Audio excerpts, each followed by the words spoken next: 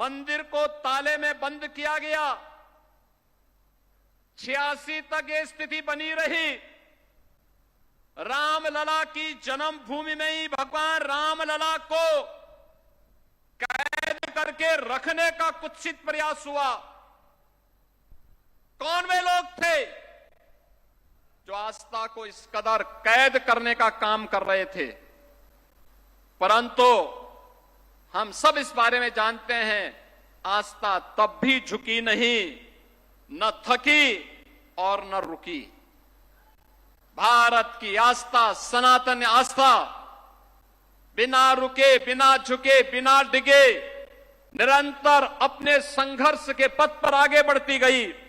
और सत्य ने लिखा, न्याय ने हमें धर्म स्थापना के लिए मार्ग प्रशस्त किया। और बहनों और भाइयों, आज जब रामलला अपने स्वयं के भव्य मंदिर में विराजमान होते हैं, कोई भी ऐसा देश और दुनिया का सनातन धर्मावलंबी नहीं होगा जिसका मन गौरव के साथ आनंदित न होता हो। हर सनातन धर्मावलंबी गौरव से आनंदित होता है कि हमारे पूर्वजों का संकल्प पूरा हुआ। याद करिए, जब प्रधानमंत्री मोदी जी के नेतृत्व में अयोध्या में श्री राम जन्मभूमि में राम जन्मभूमि मंदिर निर्माण की आधारशिला रखी। मोदी जी पहले प्रधानमंत्री थे जो अयोध्या में आए, राम जन्मभूमि का दर्शन किए और दर्शन करने के साथ ही उन्होंने राम मंदिर की आधारशिला रखी। और मोदी जी पहले प्रधानमंत्री हैं जिन्होंने अयोध्या में रामलला को 500 वर्षों के बाद विराजमान करने के बाद देश के अंदर इससे पूर्व सभी भगवान राम से जुड़े हुए आराध्य स्थलों का दर्शन किया। और फिर आकर के 22 जनवरी 2024 को श्री राम जन्मभूमि पर भगवान राम को विराजमान करके सनातन आस्था को सम्मान देने का काम किया। भारत की सनातन आस्था को मिल रहा यह सम्मान इन्हीं संकल्पों के दृढ़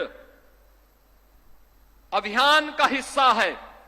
आज बहनों और भाइयों, जब हम यहां लाखों दीपों से अयोध्या धाम को जगमगा रहे हैं, तब हमें यह विस्मृत नहीं करना चाहिए, इसी अयोध्या में राम जन्मभूमि आंदोलन के दौरान कांग्रेस ने माननीय न्यायालय में कहा था कि राम श्री राम तो एक मिथक हैं। उच्चतम न्यायालय में कांग्रेस ने शपथ पत्र दिया था कि श्री राम एक काल्पनिक हैं। और समाजवादी पार्टी ने राम भक्तों पर इसी अयोध्या में गोलियां चलाई थी, इसी अयोध्या में गोलियां चलाई थी। ये वही लोग हैं जो बाबर की कब्र में जाकर के तो सजदा करते हैं, लेकिन जब अयोध्या में राम मंदिर में रामलला विराजमान होने के कार्यक्रम में उन्हें निमंत्रण दिया जाता है, तो ये लोग राम मंदिर के निमंत्रण के कार्यक्रम को ठुकरा देते हैं। याद रखना, इनके दोहरे चरित्र को हमें स्मरण रखना होगा। कैसे भारत की सनातन आस्था का ये लोग अपमानित करते रहे हैं और किस किस प्रकार के शब्दों का इस्तेमाल ये लोग करते रहे हैं। कभी राम के अस्तित्व पर ही प्रश्न खड़ा करते थे, कभी एक आक्रांता की कब्र पे जाकर के सजदा करने का कार्य करते हैं, और फिर भारत की आस्था को अपमानित करने के लिए कोई भी कोर कसर इन्होंने नहीं छोड़ा। बहनों और भाइयों, ये वही लोग हैं जिन्होंने राम मंदिर आंदोलन के दौरान अयोध्या धाम में मंदिर का निर्माण न हो, इसके लिए अपने अधिवक्ता अलग से खड़े किए थे, विरोध में खड़े किए थे कि जिससे ये विरोध कर सकें, राम मंदिर के मार्ग में बाधा खड़ी कर सकें। लेकिन आज हम कह सकते हैं उन्होंने गोली चलाई, हम अयोध्या में दीप जला रहे हैं। उन्होंने ताले लगवाए और पूज्य संतों के आशीर्वाद से आज अयोध्या में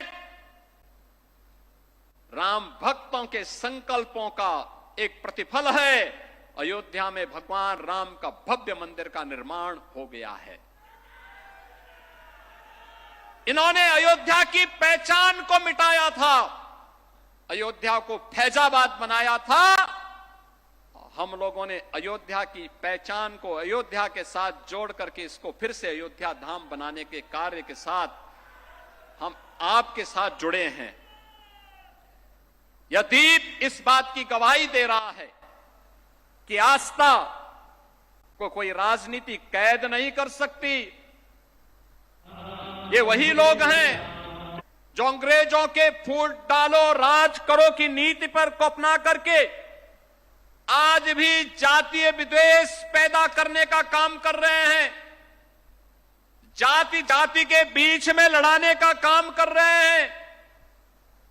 गुलामी के कालखंड में जिस प्रकार की स्थितियां पैदा की गई थी, ये लोग फिर से उस प्रकार की स्थिति को पैदा करने की कुत्सित चेष्टा कर रहे हैं। लेकिन आज का भारत पिछले 11 वर्षों में एक भारत श्रेष्ठ भारत के रूप में अपने आप को स्थापित किया है। आज भारत विकास भी कर रहा है और विरासत का संरक्षण भी कर रहा है। विरासत और विकास का यह अद्भुत संगम आज अयोध्या में हम सबको इस रूप में देखने को मिल रहा है। 17 से 25 के बीच की इस यात्रा को मात्र 9 वर्षों में आपने देखा होगा 25-50 हजार दीप जिस अयोध्या में नहीं मिलते थे, इस बार 26 लाख से अधिक दीप तो केवल अयोध्या धाम में प्रज्वलित हो रहे हैं। और अगर पूरे प्रदेश भर के अंदर मैं इसकी गणना करूं तो मैं कह सकता हूं कि कम से कम पूरे प्रदेश के अंदर ही 1,51,00,000 दीप अकेले दीपोत्सव के दिन पर जल रहे हैं। और ये जो दीप मैं आज कह रहा हूं, 26 लाख तो केवल राम जी की पेड़ी से राम जन्मभूमि और राम घाट, नया घाट आदि में प्रज्वलित हो रहे हैं। जो आश्रम हैं, मंदिर हैं, मठ हैं, उनमें अलग से दीप प्रज्वलन होने का काम हो रहा है। वे अलग से आश्रम वासियों की ओर से, पूज्य संतों की ओर से भगवान राम के आगमन पर, अयोध्या आगमन पर आज जिस भव्य रूप में इस कार्यक्रम को आगे बढ़ाया जा रहा है, यह हम सबके उन संकल्पों को आगे बढ़ाने का कार्य है। बहनों और भाइयों, ये लोग भारत की आस्था का अपमान किस कदर करते थे। अयोध्या को पहचान के संकट से गुजरना पड़ा था, लेकिन आज अयोध्या को पहचान के संकट से नहीं गुजरना पड़ रहा है। आज तो अयोध्या आस्था के साथ साथ टूरिज्म डेस्टिनेशन का दुनिया का बेहतरीन केंद्र बना है। जिस अयोध्या में कुछ चंद हजार अगर श्रद्धालु आते थे, अव्यवस्था और गंदगी का एक अंबार दिखाई देता था। और अब हर वर्ष 6 करोड़ से लेकर के 10 करोड़ श्रद्धालु अकेले अयोध्या धाम में आ रहे हैं। 6 करोड़ से लेकर 10 करोड़। ये नई अयोध्या है। ये अयोध्या जिसको प्रधानमंत्री मोदी जी का संकल्प के अनुरूप हम लोगों ने तय किया है, ये अयोध्या अब दुनिया की वैश्विक आध्यात्मिक राजधानी के रूप में अपने आप को स्थापित करेगी। ये अयोध्या भारत की आस्था की राजधानी के रूप में अपने आप को स्थापित करेगा। अयोध्या में सब कुछ होगा जिसको हम लोगों ने अलग अलग थीम के साथ यहां विकसित करने का निर्णय लिया है। सुगम्य अयोध्या भी है तो सुरम्य अयोध्या भी, सक्षम अयोध्या भी तो स्वच्छ और आयुष्मान अयोध्या भी, सांस्कृतिक और आधुनिक अयोध्या भी है तो भावनात्मक अयोध्या भी। आज हर भारतीय आस्था को यहां पर देखने को मिल रहा है। आज दुनिया यहां पर दर्शन करने के लिए आ रही है। आप अयोध्या में श्रद्धालुओं से पूछे तो कश्मीर से लेके कन्याकुमारी तक, कोहिमा से लेके कच्छ तक, भारत के हर राज्य का श्रद्धालु बड़ी आस्था के साथ आता है। दुनिया के अंदर जहां कहीं सनातन धर्मावलंबी रहता है वह भी बड़ी आस्था के साथ यहां आता है और दुनिया के इस वैश्विक आध्यात्मिक राजधानी का दर्शन करके अपने आप को गौरव की अनुभूति करता है। बहन और भाइयों, राम राज्य की अवधारणा थी, नहीं दरिद्र को दुखी न दीना, नहीं कहो अबुद न लक्षण हीना। आपने देखा होगा आज नए भारत में सब हम सबको देखने को मिल रहा है। जब एक गरीब के घर में शौचालय बनता है, एक गरीब को उसके सिर को ढकने के लिए छत मिलता है,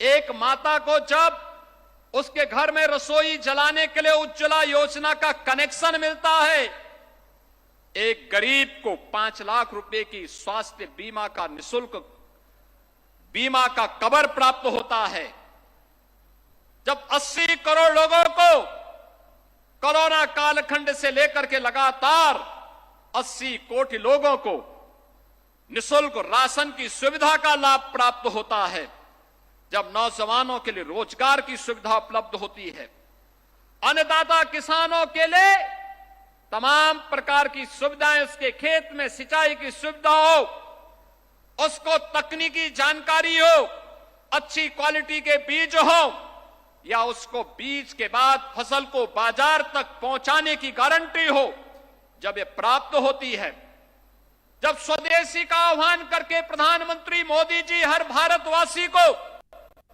अपने हस्तशिल्पी और कारीगरों के सम्मान करने का आह्वान करते हैं, तो भारत की हर प्रतिभा अपने अपने क्षेत्र में आत्मनिर्भर भारत और विकसित भारत की संकल्पना के साथ जुड़ता है।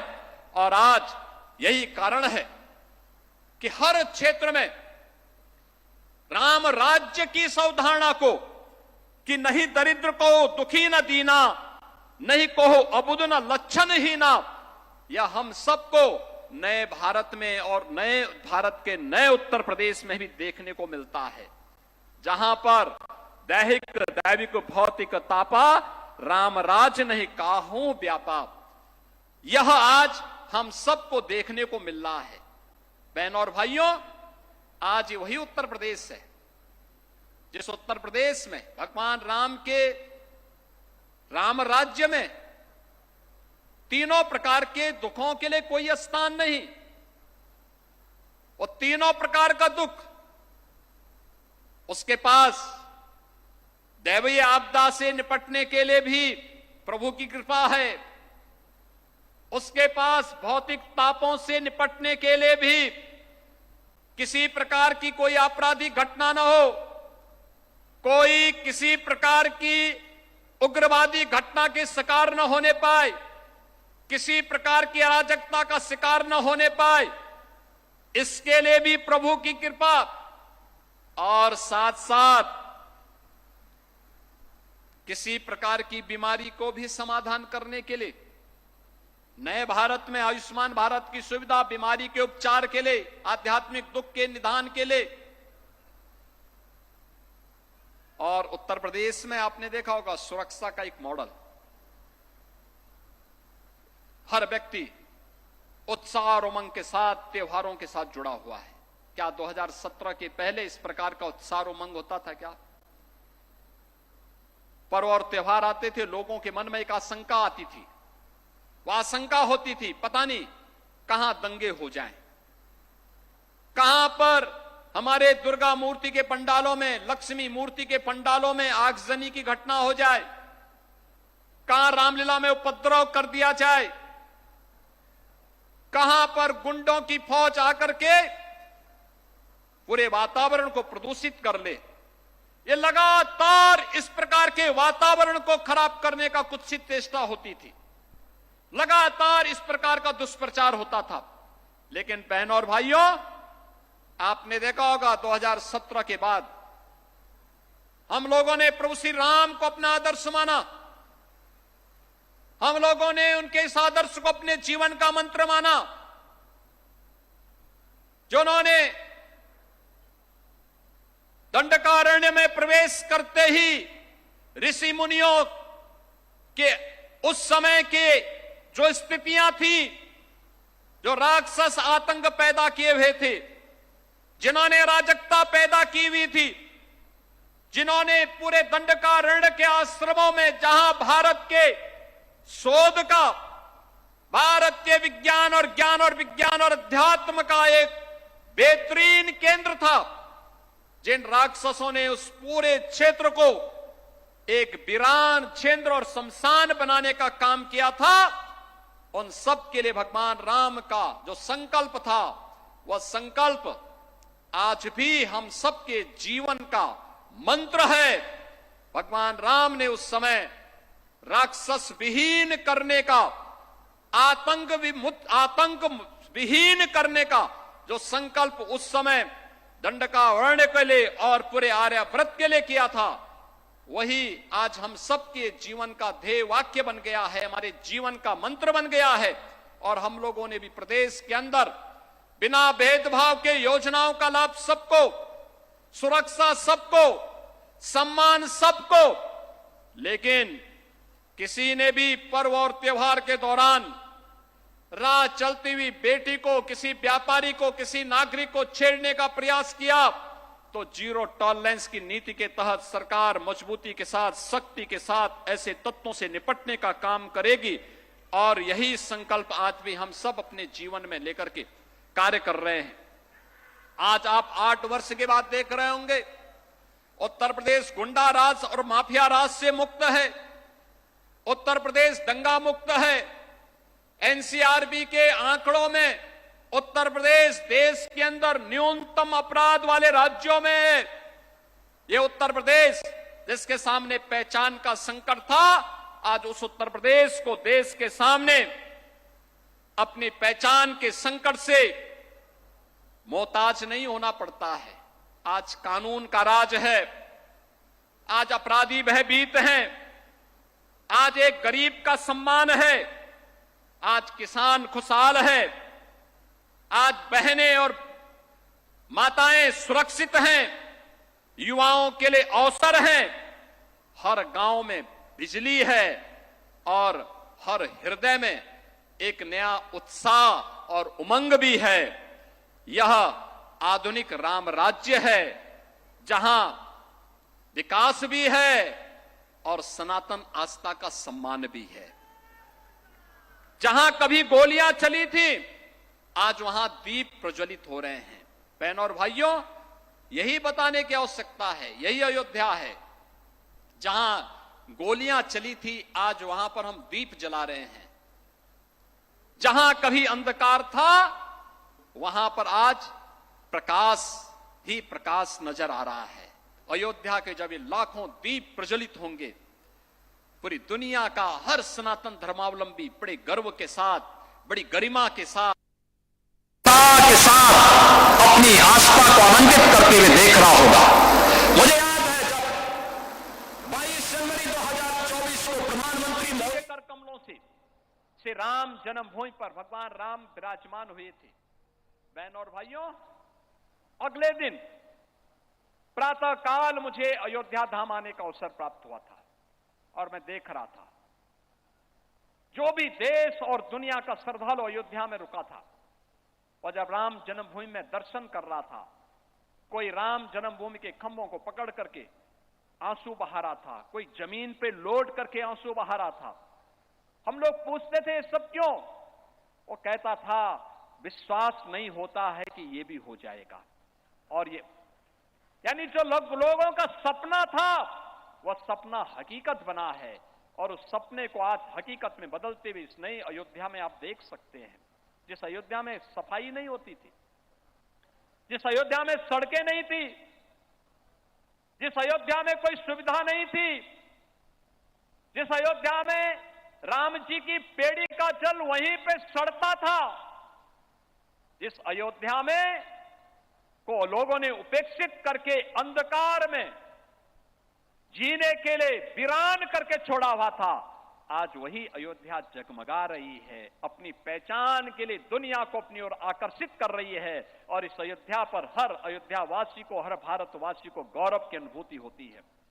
आज अयोध्या का दीपोत्सव दुनिया देखने के लिए उतावली है और उस दीपावली के अवसर पर अब अयोध्या में आप देख रहे होंगे, अभी पिछले दिनों हम माननीय वित्त मंत्री श्रीमती निर्मला सीतारमण जी के साथ यहां पर आए थे, तब आपने देखा होगा इसी अयोध्या धाम में उस समय दक्षिण भारत के 3 पूज्य संतों की प्रतिमा, जिन्होंने पूरा जीवन 13वीं सदी से लेकर 18वीं सदी के बीच राम भक्ति के लिए समर्पित था, ऐसे त्यागराज, पुरंदरदास और महास्वामी अरुणाचल कवि, इनकी प्रतिमा की स्थापना का कार्य बृहस्पति कुंड के पास हुआ है।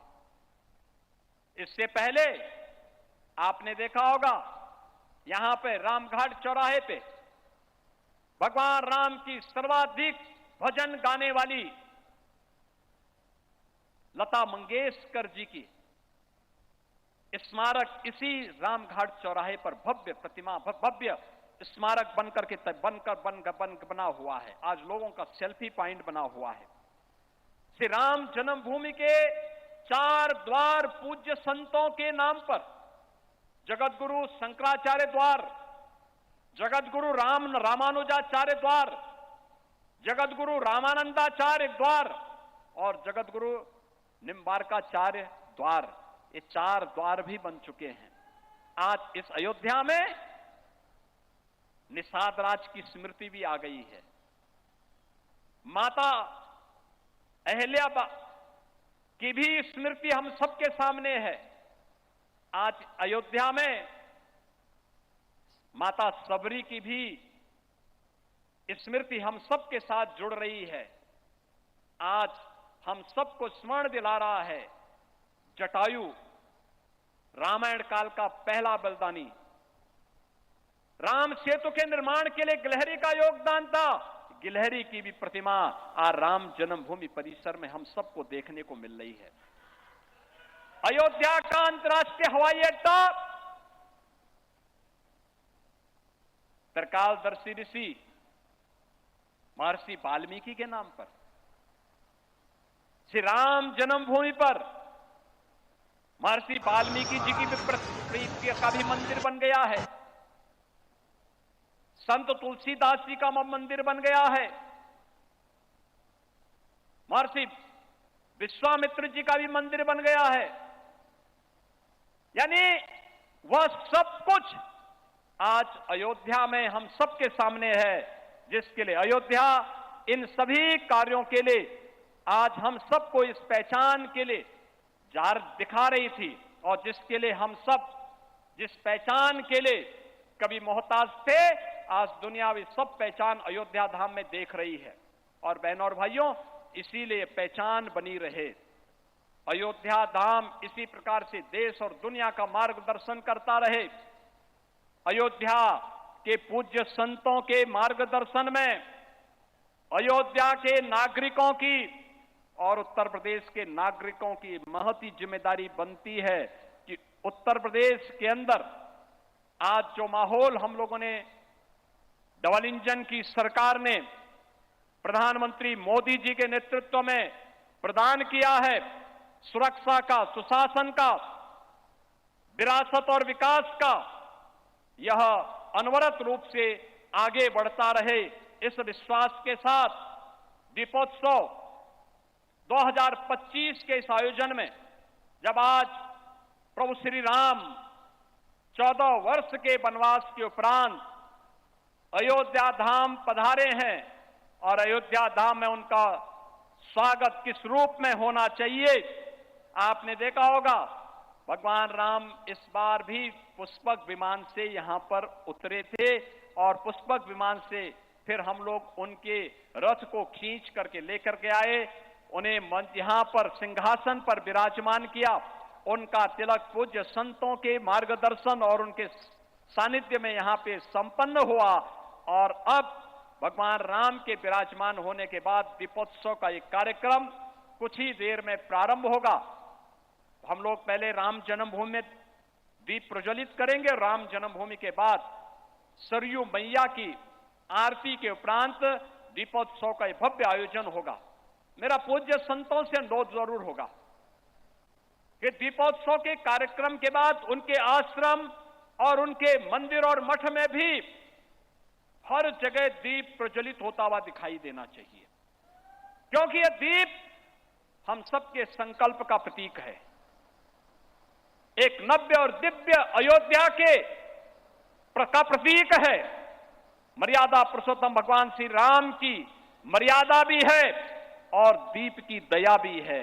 हम सबका संकल्प भी है और नए भारत के नए उत्तर प्रदेश में हमें विकसित भारत के लिए विकसित उत्तर प्रदेश के निर्माण के संकल्प के साथ जुड़ना पड़ेगा। इस विश्वास के साथ मैं एक बार फिर से आज के इस आयोजन में आप सभी पूज्य संतों का, सम्मानित अतिथियों का, सभी श्रद्धालुजनों का और जहां जहां से भी आए हैं इस आयोजन में हजारों की संख्या में उपस्थित सभी भक्तजनों का, मीडिया के प्रतिनिधियों का, आप सबका मैं हृदय से अभिनंदन करता हूं, स्वागत करता हूं। आप सबके प्रति आज के इस अवसर पर प्रदेशवासियों को दीपोत्सव की अपनी मंगलमय शुभकामना देते हुए वाणी को देता हूं विराम। मेरे साथ बोलेंगे जय जय श्री राम, जय जय श्री राम, जय जय श्री राम।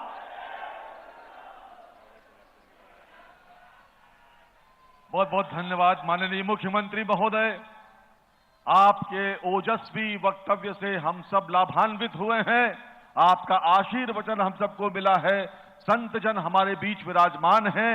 अब माननीय